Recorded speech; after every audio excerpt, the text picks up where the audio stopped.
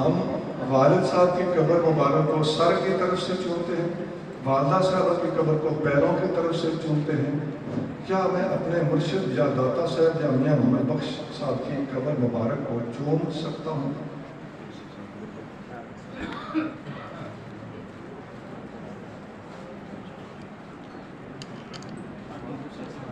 اچھا، صدقے کا حقدار کون ہے؟ اچھا، پہلے سوال کے بارے میں یہ گزارش ہے کہ والدین کی یا اولیاء کی قبر کو سجدہ کرنا بنیادی طور پہ شرعاً اس کے جواز کے اوپر دلائل موجود ہے، لیکن چومنے کی بات ہے، سجدہ کرنے کی بات ہے، چومنے کی سجدہ منع ہے اور چومنا جائز ہے۔ ہاں، چومتے وقت وہ غلو نہ ہو کہ سجدہ ہو جائے، البتہ چومنے کے لیے جھکنا تو پڑتا ہے، اس کو سجدہ بنا ڈالنا بھی بدگمانی ہے۔ حدیث میں آتا ہے، مستدرک حاکم میں اور مستدرک احمد میں حدیث ہے، حضرت ابو ذر غفاری رضی اللہ تعالیٰ عنہ نبی کریم رؤوف رحیم صلی اللہ علیہ وسلم کی قبر انور پر سر ڈال کر بیٹھے تھے اور مروان بن حکم دل شکوہ کر رہے تھے۔ اس کا حکومت کا دور تھا، پیچھے سے آیا، اس نے آپ کو پیچھے سے پکڑا کر لگا، بابا کیا کر رہے تھے؟ پتہ ہے کیا کر رہے تھے؟ وہ نے پیچھے دیکھا تو اس کے توتے ہو گئے، یہ بابا تو ابو ذر غفاری ہے رضی اللہ عنہ، تو پریشان ہو گئے۔ آپ نے بڑے آرام سے فرمایا، ہاں میں جانتا ہوں میں کیا کر رہا ہوں، اتیت النبی وان لم آت الحجر، میں نبی کے پاس آیا ہوں، پتھر کے پاس نہیں آیا۔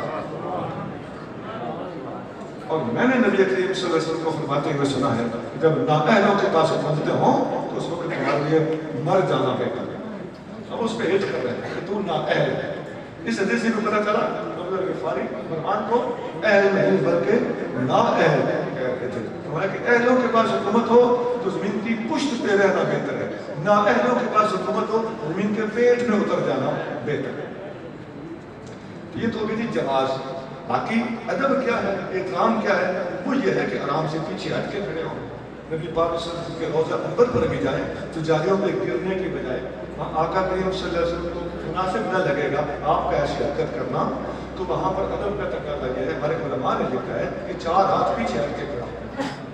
اور یا اللہ وہاں پر حاضر ہوتے ہیں، وہ فرماتے ہیں کہ آقا علیہ السلام کے پاس وہ سفیان جب جاتے تو سیف الاسلام کے بارے میں مجھے میرے استادوں نے بتایا کہ آپ تشریف لے جاتے تھے تو آپ وہ پچھلی دیوار کے پاس جا کے کھڑے ہو جاتے تھے، ایک مجرم پیچھے لوگ چھپ کے کھڑے۔